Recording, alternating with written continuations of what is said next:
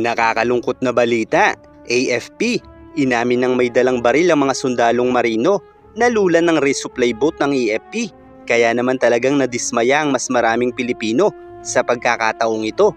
At ang mas nakadidismaya pa rito ay nangyari ang insidente sa gilid lamang mismo ng BRP Sierra Madre, kung saan ay matatandaan natin na noong June 2, 2024 ay nagpakitang gilas ang mga sundalong marino sa paglalabas ng mga baril nito bilang babala sa mga Chinese Coast Guard na lumapit sa kanilang barko. Pero bakit sa pagkakataong ito ay tila walang nagawa ang mga sundalong Pilipino na sakay ng BRP Sierra Madre para palayasin ang mga Chinese Coast Guard na kumuyog at sumira sa resupply boat ng AFP?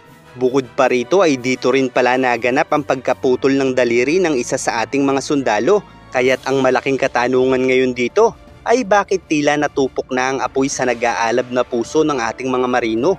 Ito ba ay likas na naramdaman ng ating mga sundalo o sadyang pinagbawalan na silang gamitin ang mga baril nito dahil sa nakaraang pangyayari noong June 2 nang magreklamo ang mga Chino?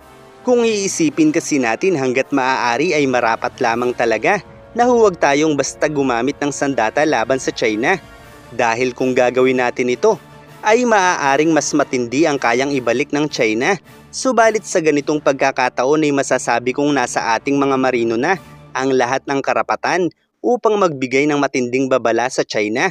Sa madaling salita ay maaari naman silang magpaputok man lang kahit hindi direkta para lamang magsilbing babala sa China. Pero tila nga ay mas pinili nilang kayan-kayanin ng mga Chino sa pagkakataong ito. Kaya't kahit naman siguro ang mga pro-government gaya ko ay madidismaya talaga sa diskarting ito ng ating mga sundalo. Gayunpaman ay hindi natin matukoy kung bakit mula sa pagiging palaban noong nakaraan ay bigla na lang silang napagtripan ng walang kalaban-laban. At ang mas nakakahiya pa nito ay nasa gilid lang sila ng ating barko, nalulan ng ating mga armadong sundalo. Pero wala silang nagawa sa Chinese Coast Guard na ang dala lang ay patalim at bolo. Kung ako kasi ang tatanungin mo, ay ito na sana ang pinakamagandang pagkakataon para ipakita sa China na hindi nila tayo kaya, dahil malinaw sa video na sila ang sumugod sa ating mga sundalo, dahil ang videong ito ay nasa gilid na mismo ng BRP Sierra Madre. Kaya't masasabi ko na hindi lamang basta nasayang ang pagkakataong ito para maisahan ng mga Chino. Sa halip ay naging kahiya-hiya pa ito para sa ating mga sundalong nakaistasyon sa barkong ito, dahil harap-harapan silang nilapastangan ng mga Chino. Sa kabila ng ating kalamangan sa posisyong ito, maaaring ang lahat ay ayaw sa giyera. Subalit ang pagtatanggol sa sarili sa pagkakataong ito ay malinaw sa internasyonal na komunidad na nasa defense position lamang tayo. Kaya't kung sisiklab man ang giyera dahil dito, ay tiyak na matitrigger agad ang mutual defense natin sa mga Amerikano. Marami ang nagsasabi na hindi tutulong ang Amerika. Pero paano ba naman sila tutulong kung wala pa namang giyera? Kaya't hindi tutulong ang Amerika hanggat hindi tayo handang sumabay sa naisimulan ng China.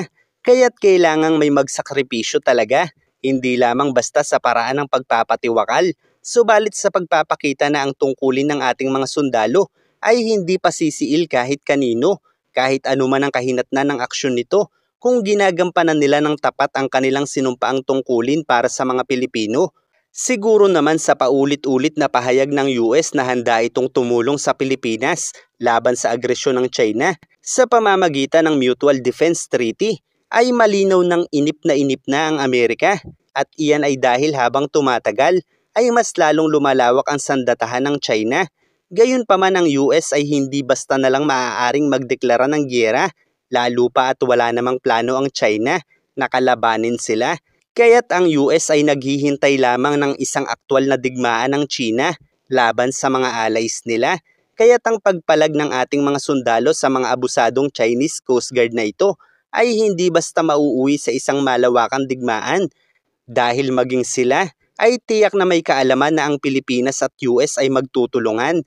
Kaya't bolo at itak lang ang mga dala nito upang kung matodas man ang ating mga sundalo ang kanilang mga Coast Guard, ay magagamit nila ang naratibong napatay ang kanilang mga Coast Guard nang walang kalaban-laban dahil gumamit ng baril ang ating mga sundalo. Gayunpaman kung gaganti sila sa paggamit ng baril laban sa mga sundalong marino, ay alam nilang papasok agad dyan ang mga Amerikano. Bukod pa riyan ay masisira ang kanilang plano na magpalawak ng teritoryo nang hindi nagpapaputo kahit isang bala laban sa mga kalaban nito. Dahil ang paggamit nila ng sandata sa panahong ito ang tiyak na sisira sa lahat ng pinaghirapan ng komunistang partido. Kaya't kinakailangang mas maging makatarungan at may paninindigan ang magiging susunod na aksyon ng ating mga sundalo. Dahil magkaputukan man sila sa sitwasyong ganito na nasa gilid na ng ating barko, ay hindi naman basta na lang magliliparan ang raket ng mga Tsino.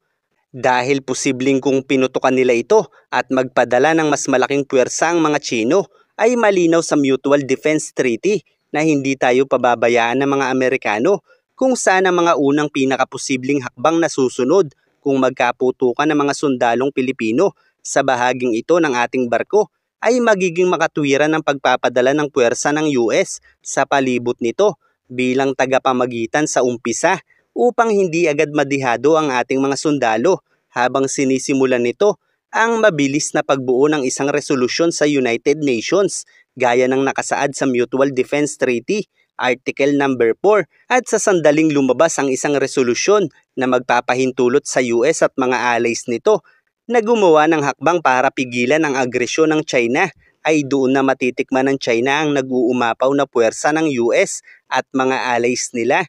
Iyan ay kung hindi sila titiklop sa presensya ng Amerika. Kaya't malinaw na hindi basta susugal ang China sa isang giyera laban sa Pilipinas, lalo pa at ang Taiwan ang pangunahing pakay nila. Kaya't kahit alam nilang may mga baril ang ating mga sundalong Pilipino, ay patalim at bolo lang ang dala ng mga ito dahil iyan ang ipinag-utos ng komunistang partido at walang magagawa ang kanilang mga Coast Guard para magreklamo dahil walang pakialam ang komunista sa buhay ng mga tauhan nito at mabigat na kaparusahan gaya ng kamatayan ang pagtanggi sa mga utos nito. Sa madaling salita ay sindakan lang ang diskarte ng China kahit pamalagay sa alanganin ang mga tao nila. Pero ang katotohanan ay takot silang humantong ito sa giyera, kaya dapat ay magpakitang gilas naman ang ating mga sundalo at huwag magpapalamang, lalo na kung sila ay nasa ating teritoryo at lalong-lalo na sa ganitong pagkakataon na nakalalamang tayo dahil sa pagkakataong ito ay kitang-kita ng buong mundo kung gaano kahina ang depensa ng mga Pilipino. At kahit sabihin pa nilang maximum tolerance lang ang pinaiiral nila sa pagkakataong ito, ay maituturing ng sagad pa sa maximum tolerance ang ginawa ng mga sundalo. Kaya't may pagkukulang talaga sa panig ng EFP sa tagpong ito na dapat ay kanilang i-improve para magtagumpay sa pagtatanggol ng ating teritoryo.